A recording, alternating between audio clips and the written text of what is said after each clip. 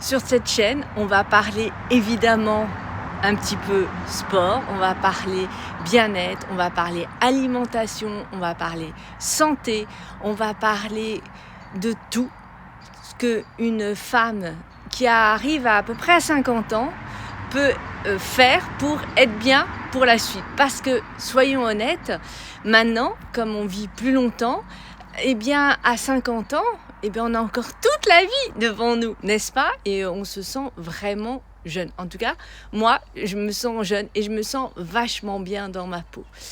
Et c'est pour ça que je me suis dit, il faut que je vive bien mes années de la ménopause, tout simplement.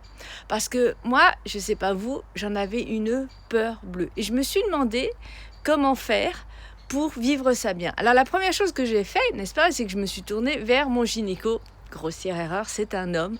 Et un homme, voyez-vous, ça ne vit pas ça. Donc qu'est-ce que j'ai fait? D'abord, j'ai changé de gynéco. Parce que quand j'en parlais, je parlais un petit peu, j'avais un peu peur des bouffées de chaleur, tout ça. Il me dit, oh, ça passera. Sauf que lui, il a jamais vécu ça. Il peut pas savoir ce que c'est. D'accord? D'ailleurs, petit aparté, je vais vous raconter une petite histoire. Pourquoi, d'ailleurs, j'ai changé de gynéco. Je me suis retrouvée avec une femme qui est extraordinaire, avec qui je peux avoir un vrai dialogue.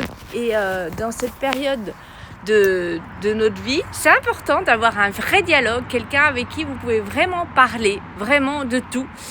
Et d'ailleurs, c'est pour ça que je suis devenue coach ménopause. Je vais vous raconter une petite histoire.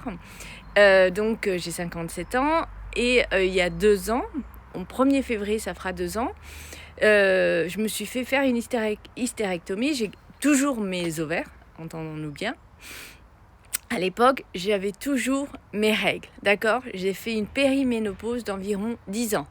Vous voyez un petit peu les hémorragies, les suées nocturnes, enfin, tout tutti quanti.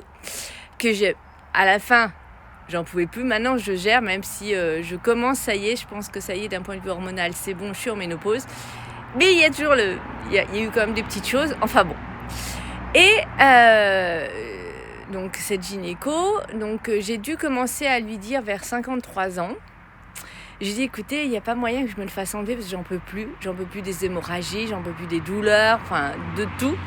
Est-ce que c'est possible, vous pensez? Elle me dit, oui, surtout que j'avais ce qu'on appelle une adénomiose, qui est une forme de... Je trouve plus mes mots, mais c'est pas grave. J'avais une adénomiose, donc elle m'a dit, en plus avec un gros utérus, elle m'a dit, il n'y a pas de souci, ok. Et elle me dirige, puisqu'elle était gynéco, vers un chirurgien gynéco qui, je pense, qui m'a très très bien opéré. Faut dire, il m'a très très bien opéré. Mais, première fois où je vais le voir, faut que je vous raconte. Alors, pour ma défense, il y avait eu une tempête et j'étais depuis 5 jours sans électricité, donc au mois de novembre c'est quand même un peu dur, vous voyez. Donc je vais le voir et je ramène le courrier de ma gynéco et je lui dis voilà, je veux me faire avoir mon hystérectomie.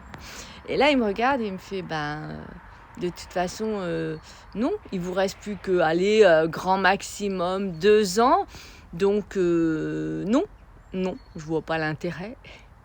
Je dis pardon. Et puis il me dit non, mais non. Je dis pardon. Et là, je pense qu'il y avait le fait que, je vous dis, il y avait toute cette histoire de coupure d'électricité. J'étais un petit peu énervée. Et je lui dis, mais de quel droit, vous, un mec, vous pouvez dire, alors que vous ne connaissez absolument pas ce que c'est que d'être une femme, me dire que non, ça ne vaut pas la peine et que je peux encore attendre 2 ans? Non, mais vous vous rendez compte de ce que vous dites? Je vous assure, je pense que quand je suis sortie, d'ailleurs, toute la salle d'attente m'a regardée, m'a fait des sourires. Je pense que jamais on lui a parlé comme ça. Et donc ça, vous voyez pourquoi déjà je dis aller voir une femme plutôt qu'un mec. Bon. Et il m'a dit oui, mais vous savez, sans ça, on peut racler. Alors quand il m'a dit qu'on pouvait racler, c'est le terme qu'il a utilisé. On peut racler l'utérus et tout. Je dis non, là, ça va pas être possible. Donc il m'a dit, écoutez, on va faire un examen, ça va faire mal. Tout pour me dégoûter. Finalement, il m'a revu ensuite pour faire une écho 15 jours après. Et là, il m'a dit, il m'a dit ok, oui c'est vrai, vous avez vraiment un gros utérus et tout. Il m'a dit mais ça vous embête depuis combien de temps? Et quand j'ai répondu, j'ai réfléchi, je dis je pense depuis que j'ai mes règles. Il a bien voulu m'opérer, il m'a très très très bien opéré, ça je dois dire extraordinaire, vraiment très très bien. Tout ça pour vous dire que je suis désolée. Voilà pourquoi je me suis dit je vais faire aussi une chaîne, parce que même s'il y a des hommes qui peuvent comprendre, ils ne savent pas ce que c'est. Ils n'ont pas vécu dans un corps de femme toute une vie, ils ne peuvent pas comprendre. Ensuite, c'est vrai, les différents gynécos que j'ai eus, à part la dernière, à part le fait que quand vous êtes enceinte, les autres périodes de votre vie, ça ne les intéresse pas. Mais quand on est une femme, être enceinte, moi j'ai 2 enfants, finalement ça m'a pris 2 ans dans ma vie. Et ouais, mais il y a tout le reste qui fait qu'on a besoin de parler avec quelqu'un, on a besoin de savoir ce qui va se passer.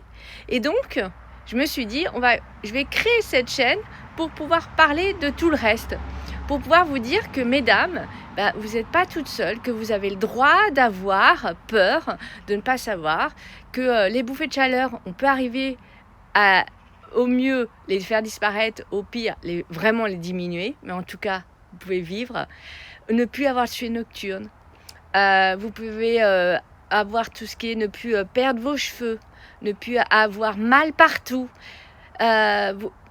éviter de grossir, bien dormir, tous ces symptômes qu'on se dit, nos grand-mères disaient oh bon c'est pas grave on va faire, non, je suis désolée. Moi, j'ai décidé que je ne suis pas apparaître parce que j'ai l'intention de vivre encore très longtemps, mais au moins mes 40 prochaines années avec tous ces symptômes. Non, je suis désolée, j'ai envie de vivre bien, d'être correcte.